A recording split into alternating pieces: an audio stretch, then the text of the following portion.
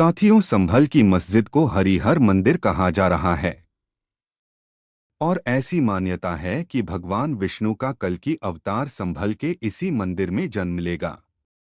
आज जानेंगे क्या है हरिहर मंदिर का महत्व और आखिर वे कौन से प्रमाण हैं जो संभल की मस्जिद को मंदिर साबित करते हैं। साथियों, पौराणिक युग में जब शैव और वैष्णव भक्तों में मतभेद बढ़ने लगा तो भगवान शिव और विष्णु ने भक्तों का भ्रम दूर करने के लिए एक अवतार लिया जिसका आधा शरीर भगवान शिव और आधा शरीर भगवान विष्णु का था। इस मिश्रित अवतार को हरिहर नाम दिया गया। संभल में स्थित यह मंदिर इसी हरिहर अवतार का था, जिसे मुगल आक्रांता बाबर के आदेश से तोड़कर मस्जिद बना दिया गया था। आइए जानते हैं कौन से प्रमाण हैं जो बताते हैं कि संभल की मस्जिद प्राचीन हरिहर मंदिर है। पहला प्रमाण है खुद बाबर की आत्मकथा।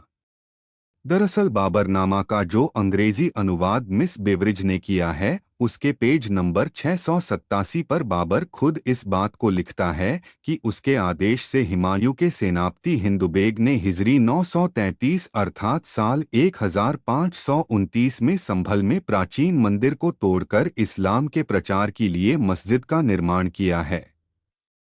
दूसरा प्रमाण अकबर के दरबारी लेखक अबुल फजल देता है।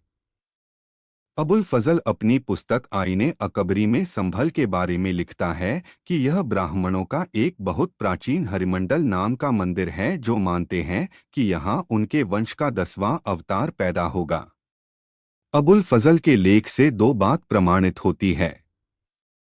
पहली यह कि अकबर के समय तक भी इस स्थान को मस्जिद के बजाय हरिमंडल के रूप में ही पहचाना जाता था, और दूसरा ये कि ऐसी मान्यता थी कि इसी संभल के मंदिर में भगवान विष्णु का कल्कि अवतार जन्म लेगा। इसी मान्यता के आधार हाल ही में संभल में एक विशाल कल्किधाम का भी शिलान्यास प्रधानमंत्री मोदी ने किया है। वादी महंत ऋषिराज ने संवत 987 का एक नक्शा दिया है जिसमें प्राचीन संभल नगर के 64 तीर्थों और 19 कूपों का वर्णन है। इस नक्शे में भी हरिहर मंदिर या जामा मस्जिद सभी तीर्थों के बीच में स्थित है, जिसे तीर्थराज लिखा गया है।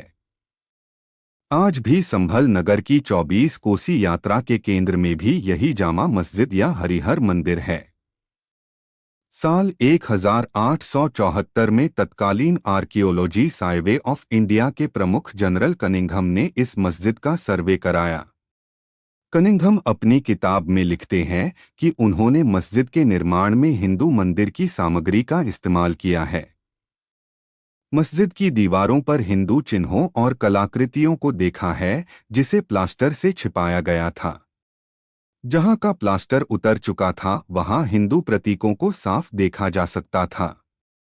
साल 1920 में आर्कियोलॉजिकल सर्वे ऑफ इंडिया ने भी इस जगह को अपनी संरक्षित सूची में लिस्ट किया था, लेकिन आज तक भी न तो यहाँ आर्कियोलॉजिकल सर्व ऑफ इंडिया का कोई बोर्ड है और उनके अधिकारियों का प्रवेश वह हो सकता है।